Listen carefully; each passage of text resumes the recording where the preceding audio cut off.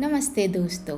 आज मैं आपको ले चलूंगी महाभारत के प्राचीन पन्नों में, जहां पौराणिक कथाएं में संजोई है स्वर्गारोहिणी की पावन यात्रा। वह दिव्य यात्रा जिस पर पांडवों के अग्रज धर्मराज युधिष्ठिर अपने भाइयों और द्रौपदी के संग सौंप गए अपना राजपाट अपने पौत्र परीक्षित को। मोहमाया को त्याग कर आत्मा ने शुरू की वह अनंत यात्रा स्वर्ग की ओर, मोक्ष की ओर, शाश्वत शांति की ओर। इस पावन यात्रा का सबसे रहस्यमयी पड़ाव है वसुधरा जल प्रपात, बद्रीनाथ से 6 किलोमीटर की कठिन चढ़ाई, जहां प्रकृति गाती है गीतात। पत्थरों भरी पगडंडी, हिमालय की गूंजती निर्भरता, और वहीं कहीं गुप्त गुफाओं में तपस्वी ऋषि वेदव्यास और मार्कंडे अभी भी तप करते हैं हिमालय की गोद में, सनातन धर्म की चेतना बनकर। और जैसे ही पहुंचता है मन, वो चमकता दूध सा सफेद जल प्रपात जो केवल छूता है उन्हीं को जिनके हृदय में है पूर्णतः पवित्र स्थान। श्रद्धा, त्याग और निष्कलंकता, यही उनके छूने की चाबी, अन्यथा वह जल बस गुजर जाता है। फिर बसा है भारत का पहला गांव माणा, आस्था का जीवंत भूमि, जहाँ बहती है सरस्वती नदी, ज्ञान और विद्या की देवी की ध्वनि। कुछ कदम और बद्रीनाथ धाम, भगवान विष्णु का तपोवन, जहाँ नर नारायण बने और वर्षों तक की कठोर तपस्या का प्रण। फिर आता है हरिद्वार, हरि का द्वार, भगवान का प्रवेश स्थान, जहाँ गंगा की आरती गूंजती है हजारों भक्तों के मन का ध्यान। वही गंगा जो भगीरथ की तपस्या से स्वर्ग से उतरी, शिव की जटाओं में समाकर धरती को जीवन दिया। यही तो वह यात्रा है जो हरिद्वार से हिमालय तक जाती, जहाँ इतिहास, आस्था और प्रकृति मिलकर कहानी सुनाती। तो चलिए इस दिव्य यात्रा पर मेरे साथ, जहाँ हर कदम सजती है आध्यात्मिक बात।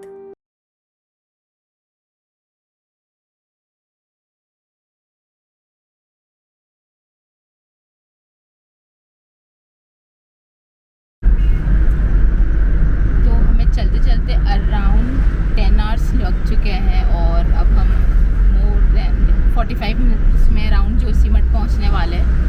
बट मॉर्निंग एंड इवनिंग का वेदर कम्प्लीटली डिफरेंट है। इवनिंग होते साथ ही बहुत ठंडी ठंडी हवा बहने लग गई है, हल्की हल्की बारिश भी हो रही है। तो लेट मी शो यू कि इवनिंग में ये पूरा वे और कितना ज़्यादा ब्यूटीफुल लगने लगा। देखिए प्रकृति का ये अद्भुत नज़ारा।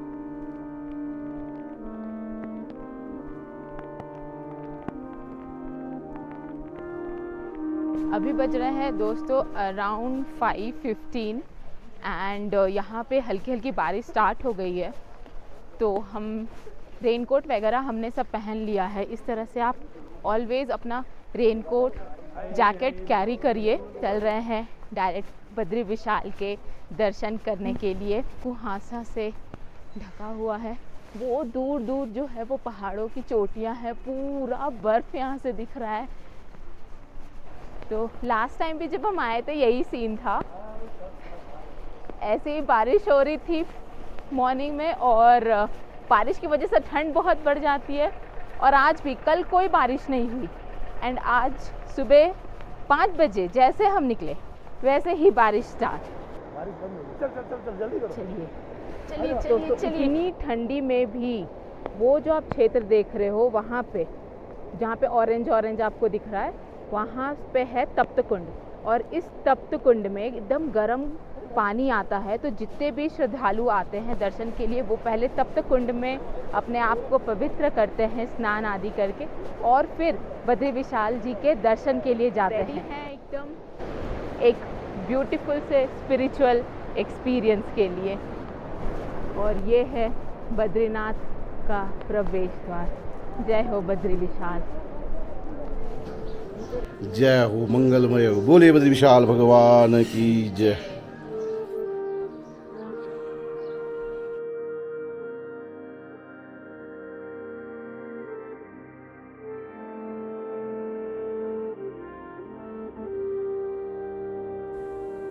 बद्री विशाल जी के अति सुंदर दर्शन के बाद अब हम सब जा रहे थे माना विलेज। यह वही गांव है जहां से स्वर्गारोहण की यात्रा आरंभ होती है और इसी यात्रा का एक पड़ाव है वसुधरा वाटरफॉल। आज हम इसी की यात्रा करने वाले हैं। वेलकम दोस्तों टू माना village, the first village of India. यहाँ पे हम जाने वाले हैं व्यास गुफा, गणेश गुफा, सरस्वती नदी यहीं से बहती है और भीम पुल भी हम देखने वाले हैं। चलते हैं द ब्यूटीफुल विलेज माना।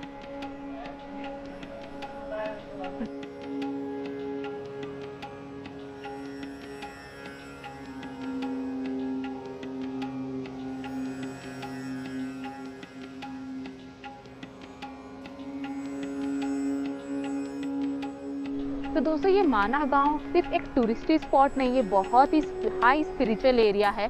इसकी तारें डायरेक्ट जुड़ती हैं महाभारत काल से और इसी से आप सामने में देख सकते हैं वहाँ पे ये 5 मूर्तियाँ बनाई गई है। अब जब मैं सामने जाऊँगी तब इसके बारे में बताऊँगी। बट ये एक ऐसी जगह है जहाँ पे पूरे विश्व में एकमात्र यही जगह है जहाँ पे आपको सरस्वती नदी, सरस्वती माता यहाँ पे आपको दर्शन देती है और यहाँ से आगे वे अलकनंदा में जा करके फिर लुप्त हो जाती है। आपके सामने है दोस्तों भीम पुल और नीचे बह रही है माता सरस्वती और भीम ने वो सामने जो शिला आप देख रहे हो वो पुल एक बना दिया। तो उस शिला से एक पुल बनाया था जिसे यूज़ करके पांडवों ने ये नदी पार किया था। तो ये है दोस्तों महाभारत का हमारा पहला पड़ाव। आज दोस्तों इस कहानी की दुनिया में मैं आपको ले जा रही हूँ वसुधरा यात्रा में। और वसुधरा की यात्रा एक ऐसी यात्रा है जो महाभारत काल से जुड़ती है। ये सामने युधिष्ठिर महाराज और इनके पीछे है 5 पांडव और बीच में द्रौपदी। तो ये प्रतीक है कि आप वसुधरा की यात्रा स्टार्ट कर रहे हैं। तो ये पूरी एक लंबी ट्रैक होने वाली है। हमारे साथ हमारे ग्रुप के कई श्रद्धालु हैं जो जा रहे हैं और ये सारे श्रद्धालु जो हैं हमारे साथ इस ट्रैक को करने वाले। तो सब कोई एक्साइटेड है ये ट्रैक करने के लिए। ऑल कॉन्फिडेंस, हरि बोल, हरि बोल। जैसे जैसे हम आगे बढ़ते जा रहे हैं ये रास्ते में बड़े बड़े चट्टान, बोल्डर्स नज़दीक आते जा रहे हैं। वसुधरा की ट्रैक स्टार्ट हो चुकी है। जब हम आ रहे थे वहाँ पे बहुत सारी भीड़ थी। अब जैसे जैसे हम धीरे धीरे आगे बढ़ रहे हैं भीड़ एकदम कम से कम हो चुकी है। आप देखो इस तरफ भी कोई ज़्यादा लोग आपको आते हुए नहीं दिख रहे होंगे और ये जो हम आगे की तरफ जा रहे हैं यहाँ भी बहुत कम लोग।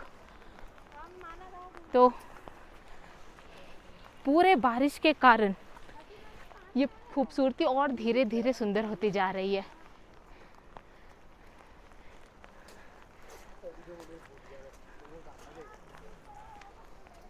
और हम वसुधरा जहाँ 8 धाराएं एक साथ बहती है और वसु, आप में से कितने लोग वैसे वसु के बारे में जानते हैं कमेंट में ज़रूर बताएं। और कितना खूबसूरत नज़ारा है। सब हम ऐसे आगे बढ़ते हुए जा रहे हैं और बारिश हो रही है तो वेदर थोड़ा और चैलेंजिंग हो चुका है बारिश के वजह से। बट हौसला बुलंद है, हमें आगे बढ़ते जाना है।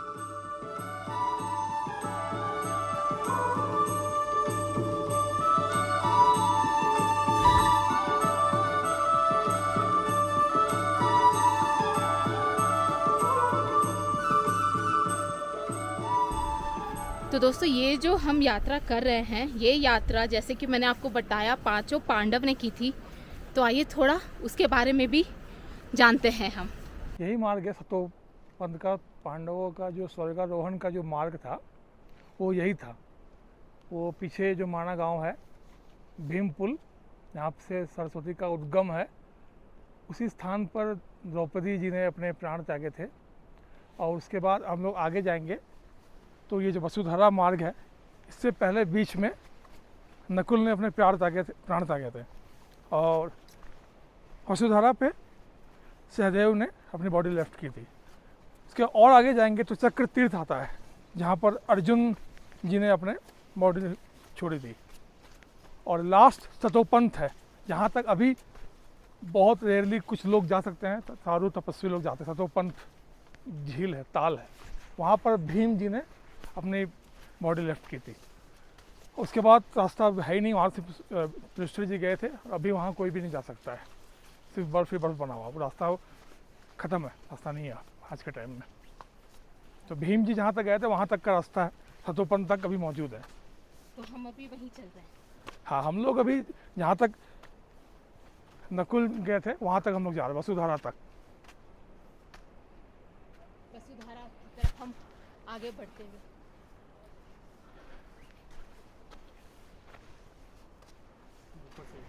दोस्तों धीरे धीरे ट्रैक जो है ये और कठिन होता जा रहा है। अब जो रास्ता है मैं आपको दिखाती हूँ। अब इस तरह का पूरा चट्टानों से होते हुए रास्ता जा रहा है और एलिवेशन अच्छा खासा हो गया है, तो डिफ़िकल्टी तो है, इसीलिए छोटे छोटे कदम लेकर के बस बढ़ते जाना है। और सबसे अच्छी बात यह है कि हमें चलते चलते अब ऑलमोस्ट 1 आवर हो गया है और सुंदर सी खिल गई है। ऊपर में आपको पूरा हिमगिरी दिख रहा होगा। सूर्य आने की वजह से अब बहुत ही अच्छा एक वेदर हो चला है। सो दोस्तों हाफ वे कवर्ड है। हम आए थे इतने दूर से, ये वहाँ से इतने दूर से हम आए थे। और ये एक स्टॉप है, यहाँ पे एक दुकान है, आप थोड़े खाने पीने की चीज़ें ले सकते हैं, पानी चाय कुछ अगर थोड़ा बहुत खाना है खा सकते हैं। यहाँ पे नेचुरल जल का स्रोत भी है, यहाँ से पानी पी लीजिए और फिर अपनी यात्रा आगे बढ़ाइए।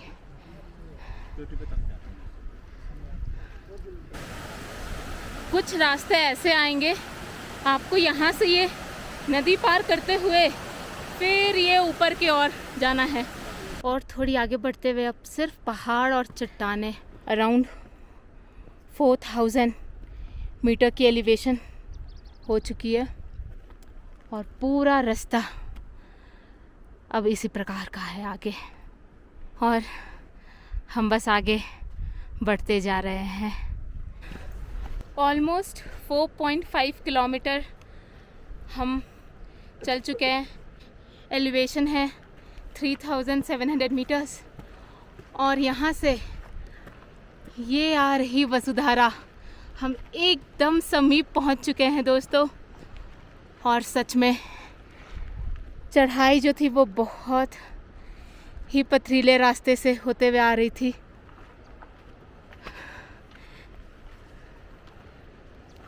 No doubt it is a difficult trek, but it's worth coming here. God, wow, mountains, beautiful mountains, beautiful mountains. Oh my God. और ये देखिए, ये हम पहुंच गए वसुधारा। अरे वाह, अब बस वहाँ जाना है एकदम पास में, एंड वी आर देयर। यही है दोस्तों जहाँ से स्वर्गारोहण की यात्रा होती है। 5 पांडव इसी मार्ग से, ये जो पूरा मार्ग हमने कवर किया इसी मार्ग से होते हुए 5 पांडव आगे बढ़ रहे थे। यहाँ आने से पहले ही सहदेव ने अपना देह त्यागा और ये जो स्थान है ये वसुधारा, यहाँ पे नकुल ने अपना देह त्यागा था। दोस्तों ये देखिए यहाँ का नज़ारा, पूरा बर्फ ही बर्फ है सामने में। ये पूरा ये देखिए बर्फ ही बर्फ। और यहाँ वसुधारा, कहते हैं अगर इस अमृत पानी की एक बूंद भी आपके ऊपर पड़ जाती है तो ये इसमें इतनी सारी औषधि है जो आपको अंदर से स्वस्थ कर देती है। और यहाँ पे जब मैं खड़ी होके आपसे बात कर रही हूँ इस वीडियो के माध्यम से, पूरी इस झरने की जो छींट है पानी की वो इधर आ रही है। और आप यकीन मानिए जितनी थकान थी, जो नीचे से ऊपर आने की जितनी थकान थी, वो सब धीरे धीरे दूर होते जा रही है।